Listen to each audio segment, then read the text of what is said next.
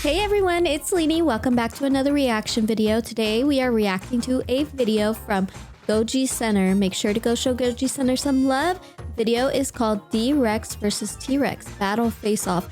I have never heard of a D-Rex. I must be living under a rock. So let's get right into the reaction and see who is going to win.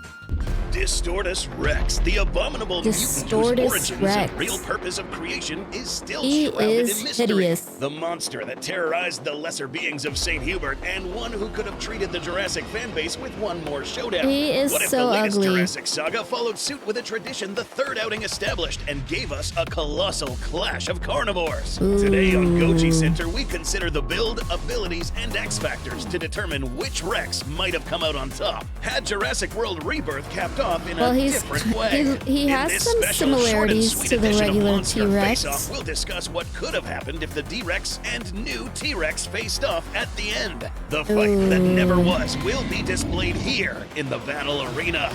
He is As the cast so drove ugly. off into the sunrise, leaving the nightmare of St. Hubert Island behind them, we were all thinking the same thing. Director Gareth Edwards and other filmmakers involved realized spoilers they had for me because I haven't seen the movie. Tradition by not including a carnivore clash in the film's runtime. Some quilled faces getting murked by actual dragons withstanding.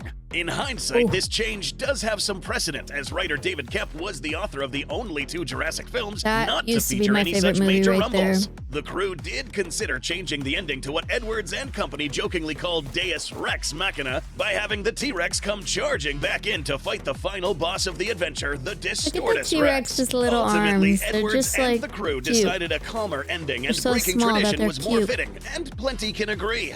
D-Rex is still currently alive in this Jurassic timeline, but What's we still with the can't help but head? wonder. Against such a tower of terror, could even the new T-Rex, trumped up as possibly the most powerful yet in the franchise, have stood a chance? Would it win in a straight fight due to some unforeseen advantage? His arms or are. might Oh, the and he has sheer size and two power of the Chopper Chomper reign sets of supreme arms? all the same? Before continuing this episode of Monster Face-Off, He has we will two take sets into of account arms. all He has the stats short ones, but provided then he by has official long sources ones. and evidence seen in the films. We'll make evaluations based on those stats and try to figure out who should have won, regardless of what rumors have said about who would have won. So, with that said, let's have a look.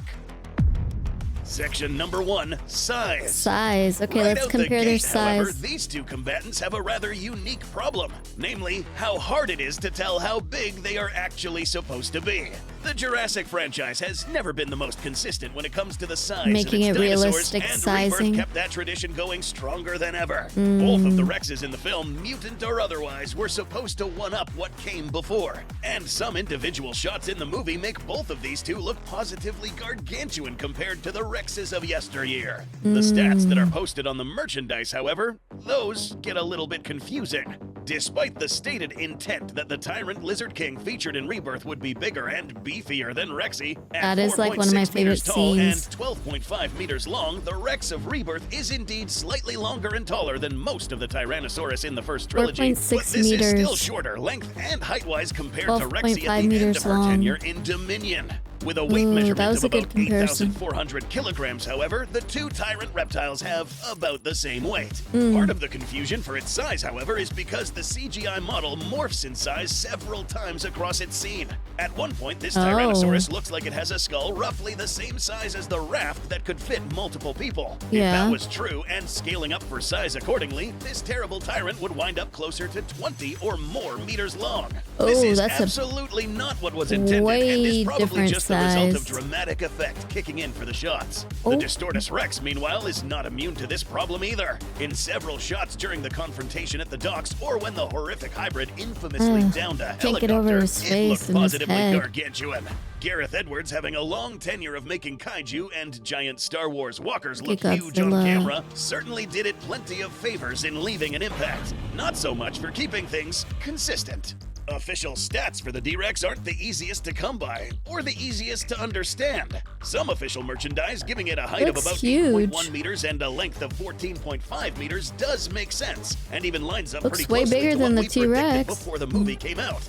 Weight, however, is where it gets confusing. The same information card for the height and weight gives a bafflingly big range from 12.7 tons to upwards of nearly double that at 21.9 tons. What? Which one is it? This larger metric actually does make a lot of sense, given the hybrid size. But some of the same cards very strangely imply the Spinosaurus in the film that are clearly smaller than the Rebirth Rex or the same almost size? the same weight. Or weight? Additionally, sources from both the This tie-in isn't merch adding and up. Universal's Okay. release documents typically give the Distortus an oddly light weight of 9 to 11 20 tons. 20,000 This isn't pounds. just light, it also strangely contradicts numerous notes that this distorted king is I need to go supposed watch to be this at least movie twice the weight of a right typical now. Tyrannosaurus. See what we mean when we say the Jurassic franchise's sizes can be confusing? Yeah, Mixing very- and matching how big these two look in different very scenes could make the confusing. comparison either surprisingly close or very lopsided. So, for the sake of fairness, we're going to use the higher estimates for the T-Rex and the Okay. midpoint for the Distortus's weight. This All gives right. us an 8.4-ton Tyrant Lizard King versus a 17.3-ton Distorted King, Dang, which double. fittingly lines up pretty well with the often quoted twice as big as T-Rex remark. Okay. With all of that factored, the winner in this category is very obvious. The Tyrannosaurus finds itself in a rare situation for it, as the David in this David and Goliath battle against the D-Rex malicious is malformity. bigger. Edge. D-Rex. All right. Section number 2, overall It's strength. that big old The head. reason size does matter in some contests is because having a massive amount of weight also means you're constantly moving a massive amount of weight. True. Tyrannosaurus, both in real life and fiction, have shown off astounding strength.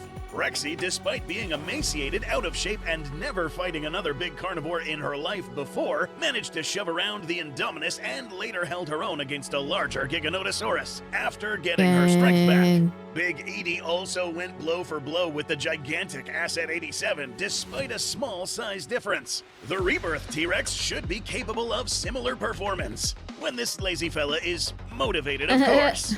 The Distortus Rex, however, is a bit of a unique case, as we have yet to see it battle anything outside of mobile game tie-ins and Evolution 2 mods. Shameless plug here, those D-Rex Jurassic World Evolution mod videos you see on YouTube. Wanna take a wild guess who made that mod?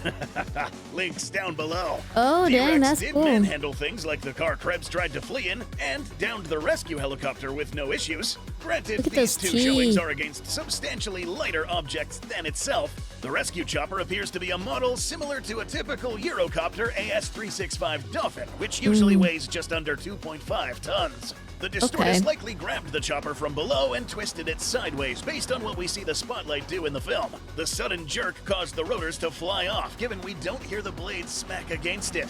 This means with one arm, it managed to overcome the lift force of the chopper and the chopper's own weight Okay, before that's biting some into strength it. right And there. it is fair to assume that given the Distortus wasn't at all winded by this, lobbing a few tons worth of projectiles is not anywhere near its peak of strength. This is likely considering how much weight it is hauling around and having to balance with such a tall frame as well. With two gigantic arms capable of grappling like an ape, the Distortus likely could We're gonna smack, pummel, talk and about crush the smaller other ones dinosaurs, that are and there. likely had done so for years to get its meals after scarfing down Snickers Men. Could it lift up the T-Rex? Perhaps, but its tall Possibly. stance and how much its foe could be thrashing about might make it awkward to try, even if it could lift up 8 tons with a single arm. Though it is Holy. possible, such a feat might require both arms, and putting all that misbalanced weight on just its legs might be a bit too much for it. Still, sheer size does mean more muscle to heft with, and more mass to T-Rex absorb gets it force when again. wrestling and battling an opponent. Edge goes to the deformed king. Deformed Section 3, king. maneuverability. That's a perfect word. Now, the new Tyrannosaurus seen in Deformed. Rebirth wasn't breaking any land speed records when it went after the Delgado family. However, its lack of success might be more down to lack of trying than actual lack of speed. Chances are part of the reason it decided to go on the hunt was just as much out of boredom and instincts kicking up seeing a loud screaming object moving away from it as it was any hunger. In all likelihood, this Rex is comfortably quick when it needs to be on land or in the water. It does If there big is feet. anything that did hinder the cruelly created colossus that was the Distortus, it was speed. We don't really see the D-Rex ever having a particular need to start booking it, but looking at its build doesn't really imply anything particularly swift. Its Maybe he's extremely too tall big, stance, so he skinny can't move limbs, and fast. malformed body would make picking up speed awkward. Agility is another factor. Center of rotation is an aspect of movement that does exactly what it sounds like. While having more limbs on the ground does make the D-Rex more stable than a biped of the same mass and height might be, It does mean its center of gravity would be located in between the forward and hind limbs touching the ground. Turning around means moving twice as many limbs with a much larger radius to rotate and change direction. If the fight ends up in the water, like at the end of the movie, it's also likely that the Distortus would struggle. Long and skinny limbs are some of the worst combinations for trying to swim with, and the Distortus would likely be restricted to just wading in the waters. This is such good still info, help man. It move around, but it also means it can't take advantage of diving under the surface to ambush. Even with the weight disadvantage, the Tyrannosaurus might be able to bowl over the larger Rex by charging into its legs to knock the foundation out from under it. For this category, we find that the basic theropod shape reigns superior. Edge T-Rex.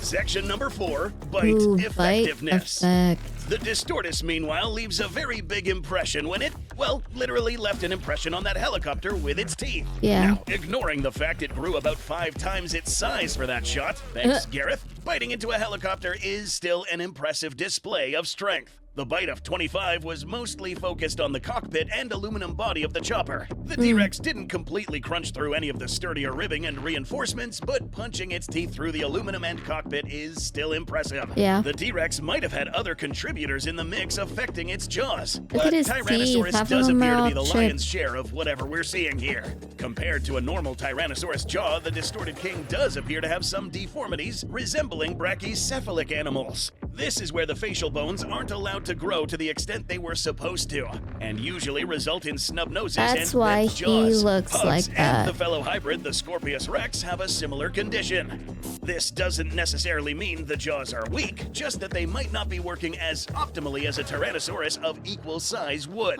Applying information from real-life studies about theropod jaws, such as Dr. Manabu Sakamoto's 2022 study on theropod bite mechanics, we can make an estimate on what kind of chomp we're looking at here using our model. Scaling up from other known tyrannosaurs with the formulas provided, we get a potential chomping force between about 72,000 to 92,000 newtons. Admittedly, this is not an exact estimate. Movie physics and exact size scaling aside, the actual force could wind up being much lower than this because of the deformities in the jaw. Ignoring how the D-Rex suddenly grew into a kaiju to fit the helicopter into its mouth, even just a portion of this force would be more than enough to punch through the aluminum and glass without severely damaging the sturdier parts of the chopper. The Tyrannosaurs in the Jurassic franchise may not always have quite as crushing of a bite as they should, but they are still quite powerful all the same, and usually are given a ballpark range across various statements matching up to the real thing. So, a real-life T-Rex with all of the bells and whistles should be biting more effectively. But the movie versions aren't necessarily a slouch, and the rebirth Tyrannosaurus does have a head and teeth more in line with the real thing than prior movie versions. Scaled to the stated metrics, it has a head similar in size to some studied specimens. This means a crunching force somewhere in the 40,000 to 55,000 newton range, accounting for some differences in jaw structure and playing it safe. Could be higher if we assume similar mechanical advantages. So, the Distorted King likely has a heftier crush, even with a suboptimal jaw, but the Tyrant King is not far behind, arm just and would be more easily able to land multiple bites thanks to its frame. In the biting department, one can probably crunch harder, but the other can chomp down more easily and quickly. That means equal damage. For this category, we'll leave it as a draw for both combatants. Section number 5, Auxiliary Weapons. While the rebirth Tyrannosaurus never showed any particular need to move quickly outside of an accidental disappearing act, there's little reason to think it can't. Extra mass might slow it down compared to someone like Rexy back in 1993, but even moving at a slower pace, it still has a very robust head that would be perfect for bludgeoning and crushing. The Buck, Bull, and Big Edie have all shown that Tyrannosaurs in this franchise are not adverse to using their heads as battering rams or bludgeons. A full-body charge with enough speed behind it focused on that big brow at the top of its head could easily produce kinetic energy exceeding 300 to 400 kilojoules. How much impact force is behind that would depend on a lot of factors, but those are similar numbers to a 35-mile-per-hour pickup truck crash when not accounting for the crumple zones. The Distortus, meanwhile, doesn't really have the speed or the striking capability to use its head like that. It might looks not like even he's been want using to, his given how head. soft the top of its skull seems to Ramming be. it into a wall. Instead, its best asset in the fight, probably even more so than its head, would be its arms. Whatever is in the mix with this horrendous hybrid mutant gives it plenty of dexterity.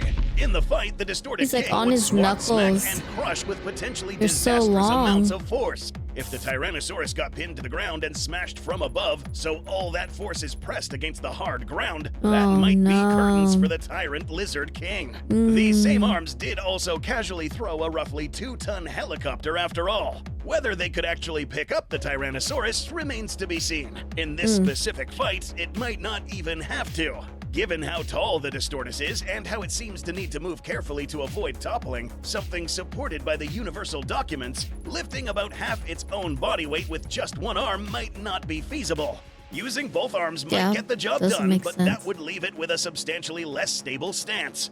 This doesn't appear to be something that would be throwing itself around and swinging about like Tarzan. Grappling could be done to try and seize hold of the Tyrannosaurus, but swinging or hefting its opponents might be outside the wheelhouse and not used in favor of pummeling and smashing. To the ground. The Tyrannosaurus's charge does give it a potentially critical opening attack to knock the Distortus off balance. However, it would need space and an opening to wind up for the best effect. Thanks to its great reach and potential to follow up, the deformed king takes this advantage.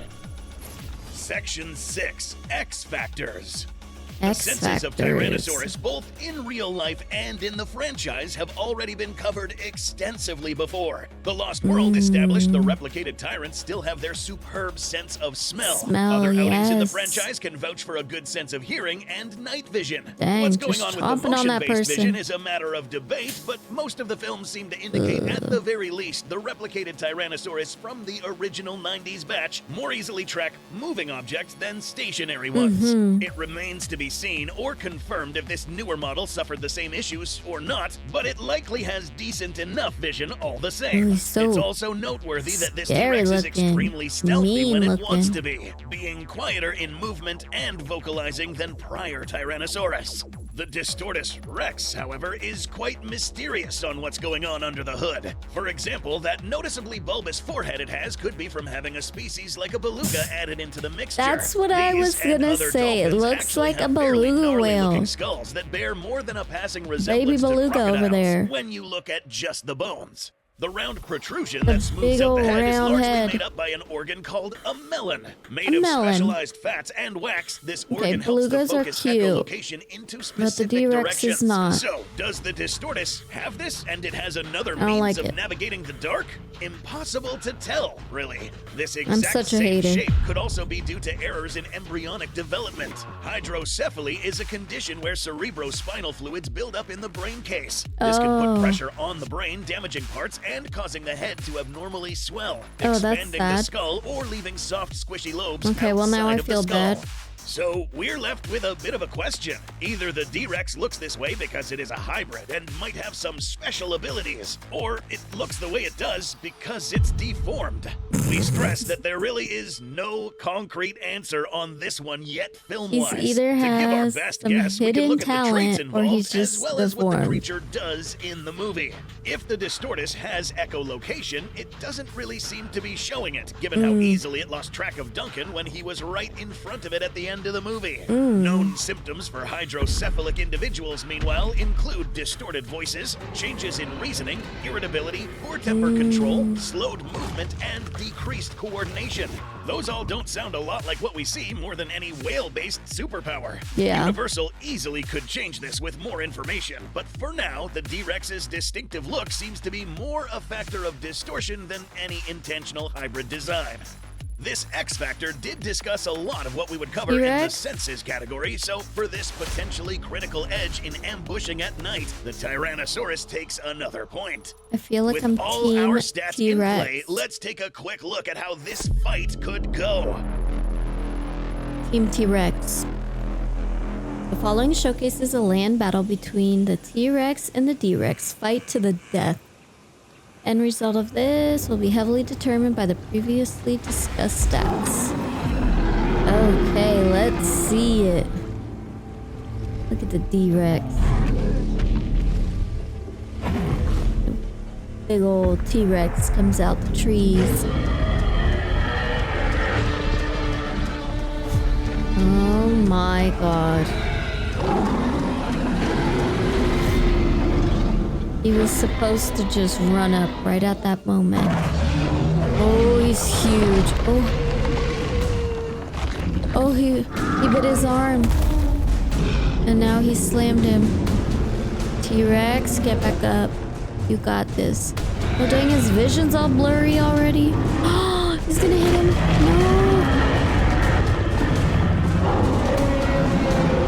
No. That is not how I wanted it to go. You got this, T-Rex. Come on.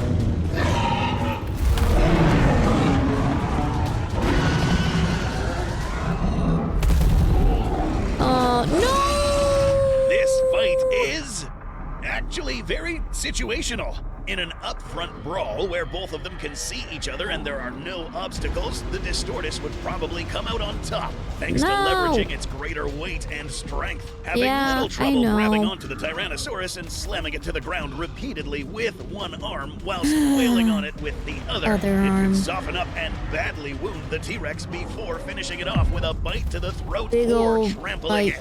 However, the circumstances of the fight in the movie might tilt the odds. Given this T-Rex seems to be very adept in the water and likes to hang around rivers, it is likely the fight would involve the T-Rex ambushing the D-Rex in the water and taking it by surprise. Since the D-Rex would be wading into the river, that means the T-Rex would likely go for the legs and get the first strike. It might not be enough to drop the D-Rex, but it could cut into the foundations and slow the already That's what I want to see.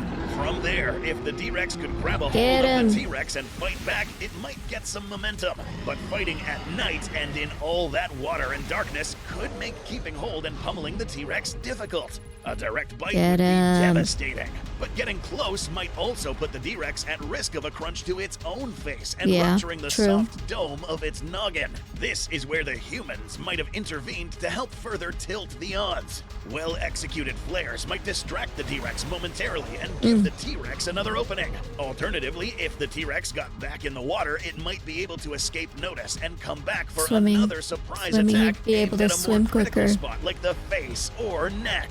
Now, it was rumored that the T-Rex was actually supposed to win this fight. Quite frankly, we think that this happening, that being T-Rex pulling off this win, would be quite difficult in a fair and square fight in neutral terrain. If the T-Rex does manage to win, it would have been depending on outside factors such as leveraging terrain, humans playing a major role in distracting the T-Rex, and the T-Rex leveraging this distraction to then kill the Distortus Rex. And where did we see this happen before? Thankfully, D-Rex is still wandering about the cursed jungles of St. Hubert, and time will tell if we ever get to see this mutant throw down against an equal challenger. So ugly. Well, that was it. D-Rex versus T-Rex. I was definitely Team T-Rex. But unfortunately, D-Rex is like double his size and he's just so strong. And then he has all those arms and they're long. He can reach. Anyways, make sure to go show Goji Center some love. And if you like this content, don't forget to like and subscribe. See you guys on the next one.